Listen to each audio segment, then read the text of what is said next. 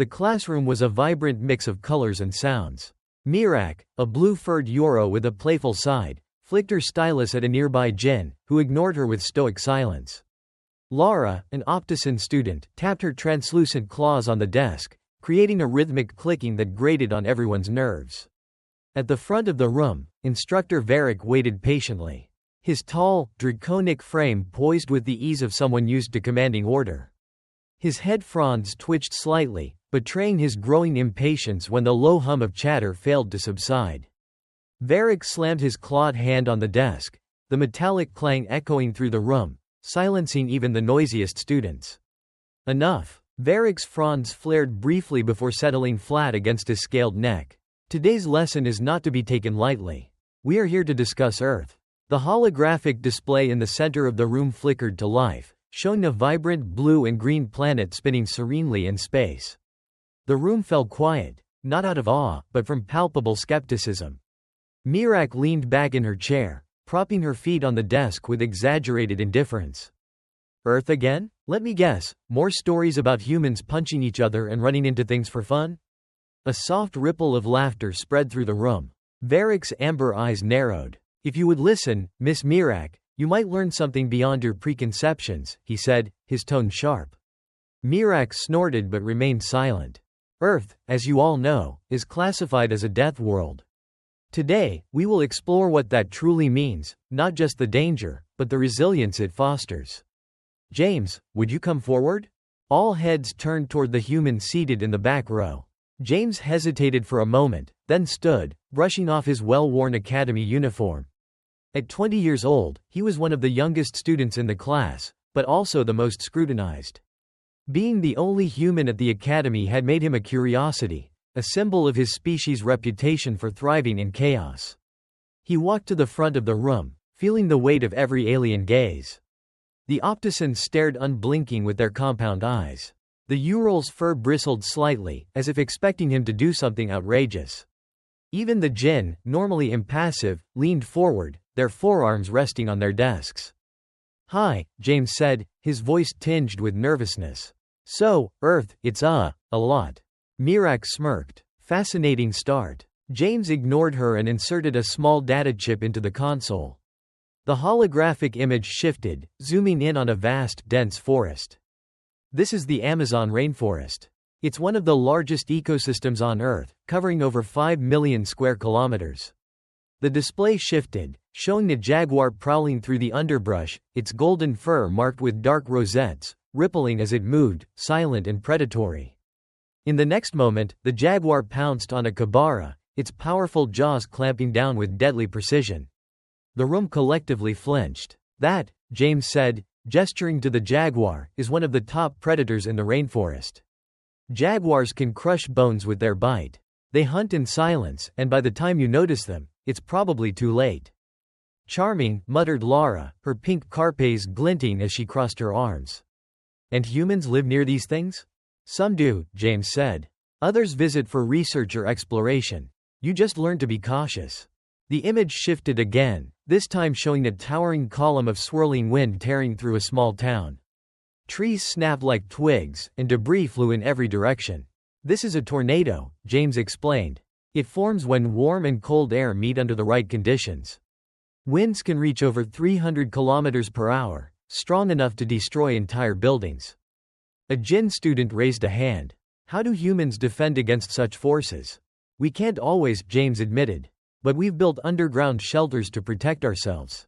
We also use satellites to track storms and give people time to evacuate. Mirak rolled her eyes. Why not just live somewhere else? James gave her a tight smile.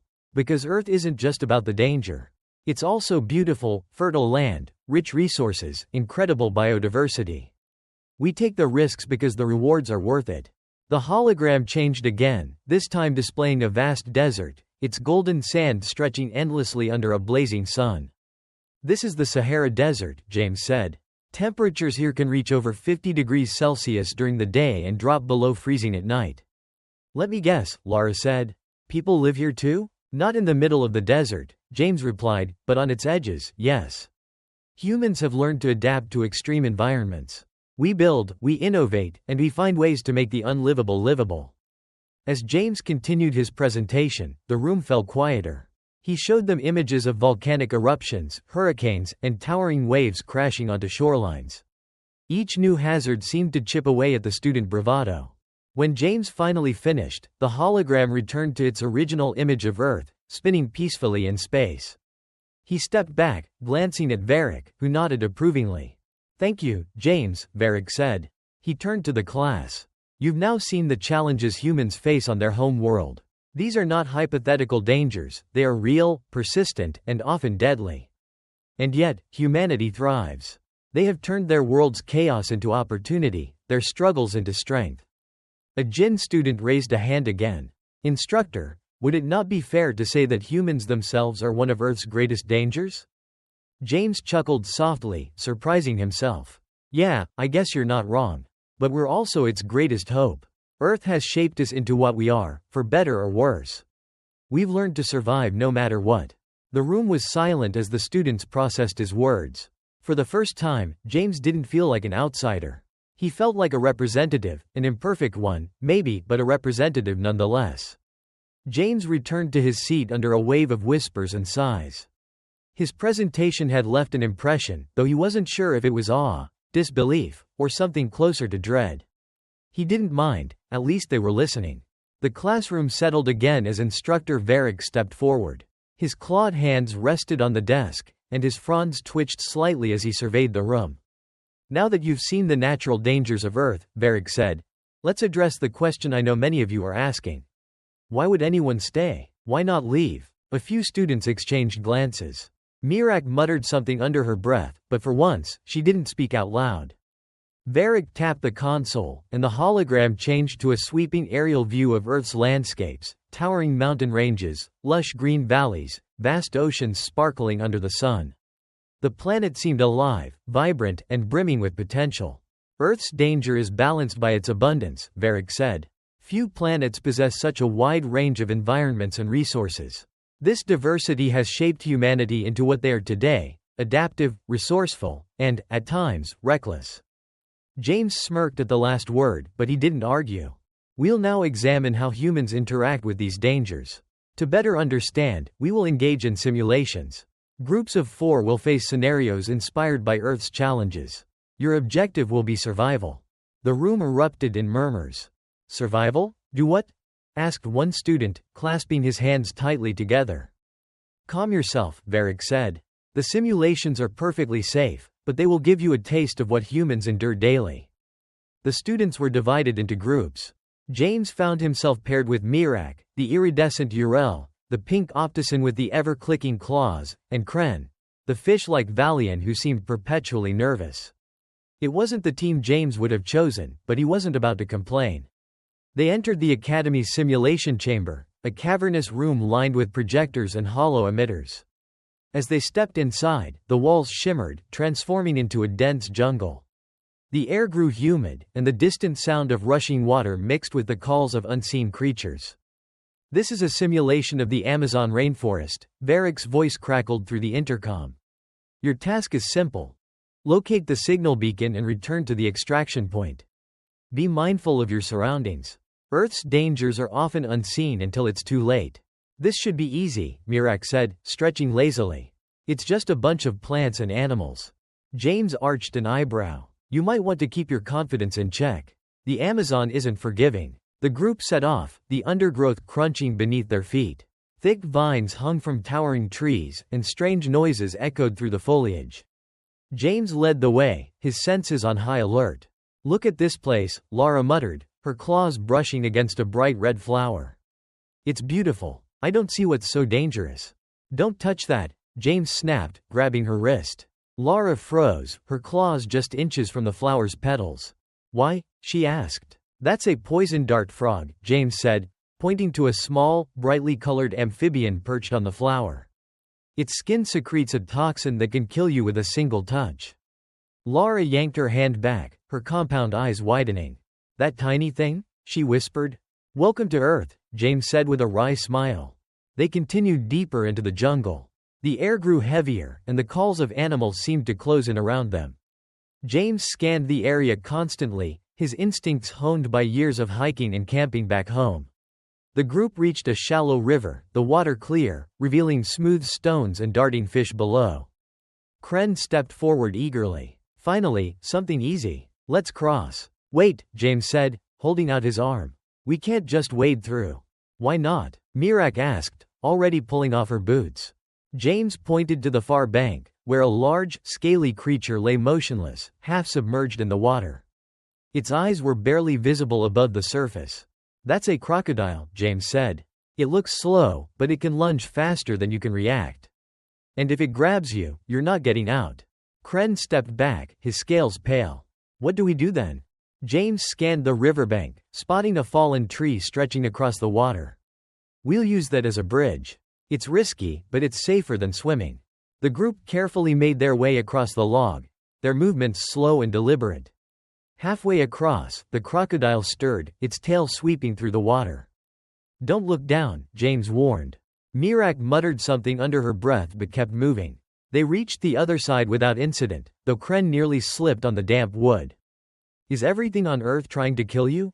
Lara asked, her voice shaky. Pretty much, James said. But if you stay alert, you can handle it. They pressed on, the jungle growing denser. The light filtering through the canopy cast eerie shadows, and the distant roar of a waterfall grew louder. James's instincts prickled, a feeling of being watched. Stop, he said suddenly. The group froze. What is it? Mirak whispered. James scanned the trees, his heart pounding. A faint rustling came from the underbrush, followed by a low growl.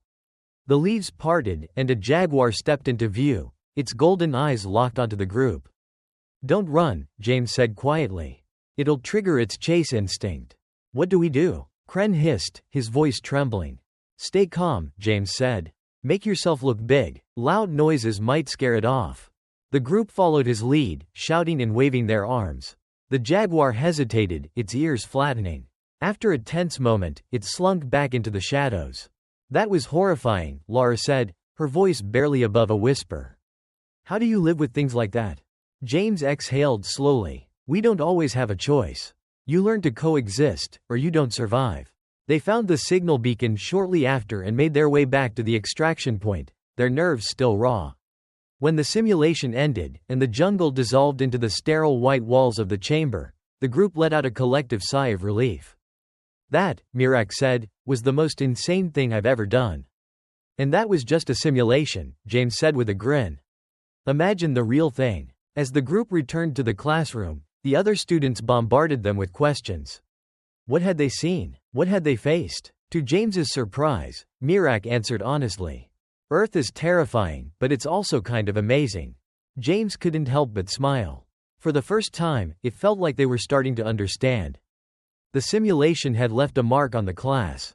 By the next day, the usual chatter was subdued, replaced by murmurs about jaguars, poison dart frogs, and crocodiles. Even Mirak seemed quieter, her usual bravado replaced with a contemplative frown. James noticed the change but said nothing. He knew Earth had a way of making an impression, even when experienced secondhand. Instructor Varric entered the classroom, his fronds quivering with subtle amusement. I trust yesterday's exercise provided valuable insight, he said. Mirak raised a hand, which was unusual for her. Insight, yes, but it was also insane. The class chuckled nervously, though it was clear many agreed. Varric allowed himself a small smile. Insanity is a matter of perspective, he said. What seems unthinkable to you is merely routine for the people of Earth. And today, we will explore why. He tapped the control panel and the holographic display flickered to life. This time, it showed a sweeping view of Earth's oceans, vast, glittering under the sun. The oceans, Varric began, cover over 70% of Earth's surface. They are beautiful, teeming with life, and, as you might expect, extraordinarily dangerous. The image zoomed in on a sleek gray form cutting through the water. The shark's dorsal fin sent a ripple of unease through the class. This is a great white shark, James said, stepping forward to assist. One of the most well-known predators in the ocean. They're powerful, fast, and have an incredible sense of smell. A single drop of blood in the water can draw them from kilometers away. A gym student shifted uncomfortably in his seat. And humans swim in these oceans? All the time, James nodded. We even dive with sharks. Most of the time, they're not interested in attacking us, but when they do, you don't have much of a chance. The hologram shifted to show a gigantic jellyfish, its long trailing tentacles pulsing with an otherworldly glow. This is a box jellyfish, James continued. Its tentacles are covered in venomous cells. If they sting you, the pain is so intense it can cause cardiac arrest within minutes. The class visibly recoiled. Laura, the pink optician, raised a clawed hand. Why would anyone go near these things? We don't always have a choice, James said. Sometimes they're just there, but we've learned to avoid them and treat stings when they happen.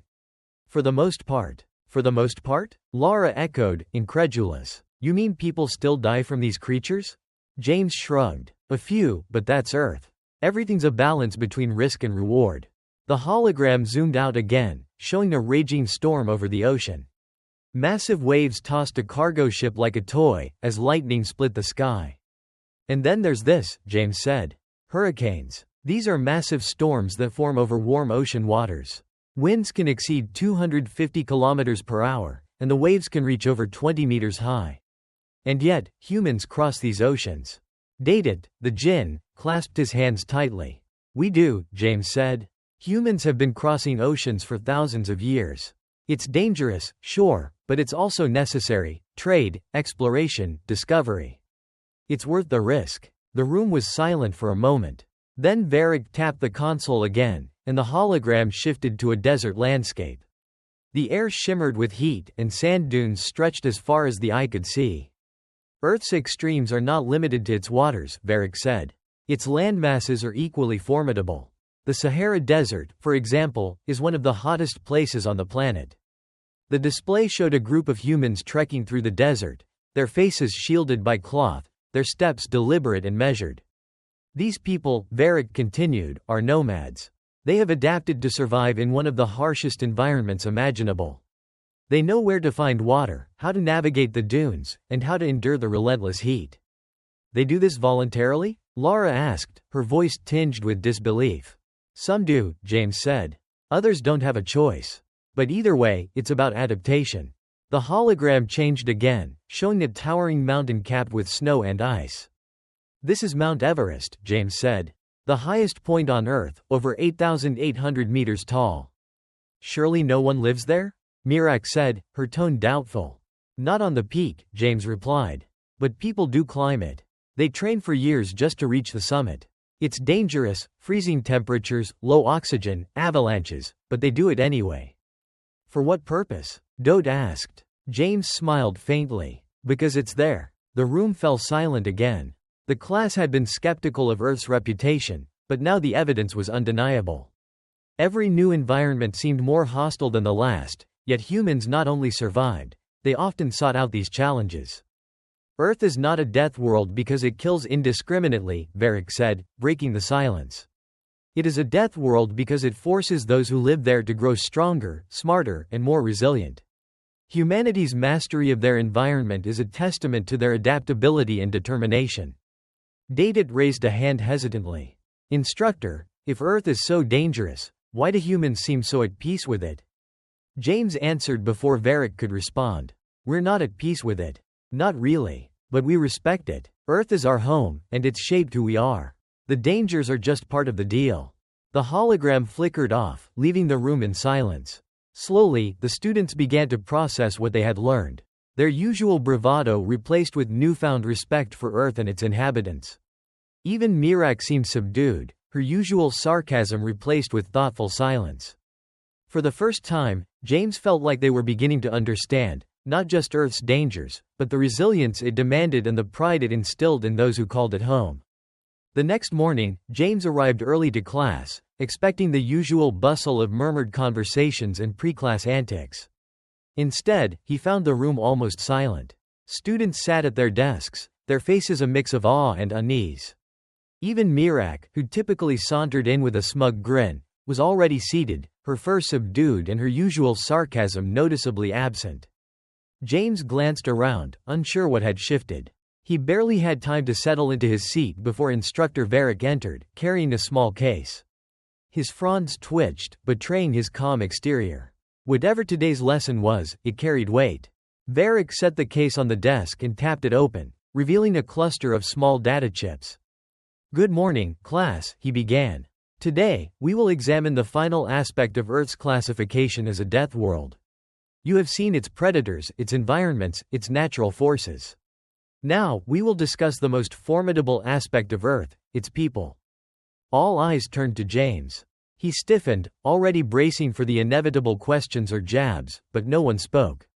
The air felt heavy, as if the entire class had come to a collective realization that they were far out of their depth.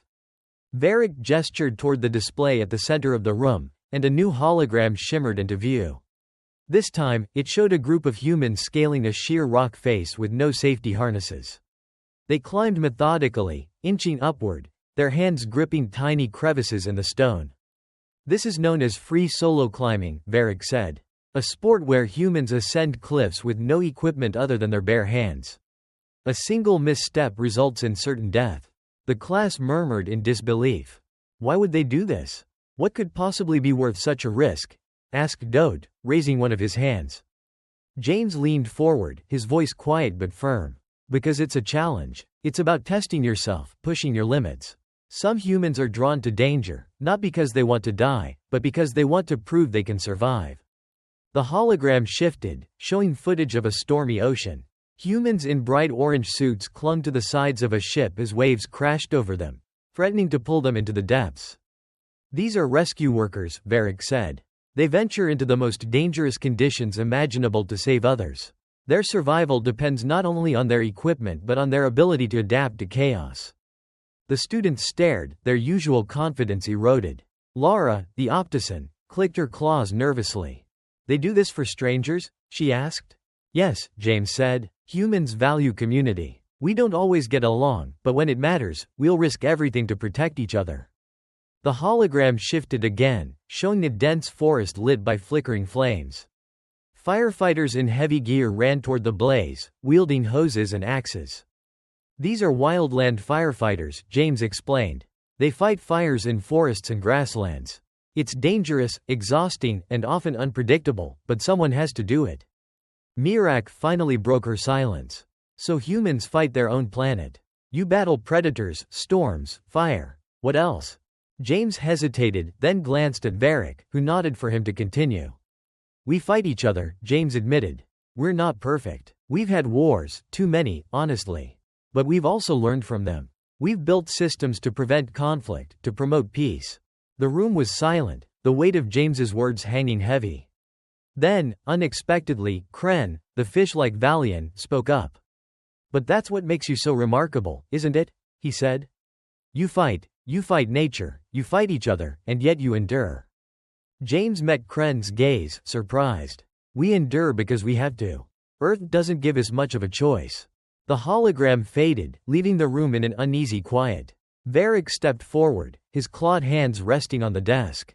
"Earth is not just a death world because of its dangers," he said. "It is a death world because of its people, because they refuse to be broken by those dangers. Humanity is a species forged in struggle, tempered by adversity. That is what makes them unique." Dadet raised a hand again, his voice hesitant. "Instructor, if humans are so strong, so adaptable, why haven't they taken over? What stops them from becoming conquerors?" James smiled faintly, shaking his head. "We're not interested in ruling. Most of us just want to explore, to learn. Earth taught us how to survive, but it also taught us how to appreciate what we have. That's why we're part of the Confederation, because we want to share, not take." The room fell silent again, this time with a newfound respect for the human among them. Even Mirac seemed to soften, her usual smirk replaced with quiet contemplation. As the class ended, the students filed out slowly, their conversations hushed. James lingered behind, unsure what to make of the morning. Varric approached him, his fronds swaying gently. "You did well," Varric said. "I think they understand now." James shrugged. "Maybe, but it's a lot to take in." Varric nodded. "It is. But understanding often begins with discomfort. They'll think about what they've learned today, and when they're ready, they'll see Earth and its people for what they truly are." James glanced at the empty classroom, then back at Varric. "And what's that?" he asked. Varric smiled, his sharp teeth glinting faintly. "A testament to the strength of life itself." James left the room with a strange sense of pride. For once, he didn't feel like an outsider trying to explain his world. He felt like a part of something greater, something worth sharing.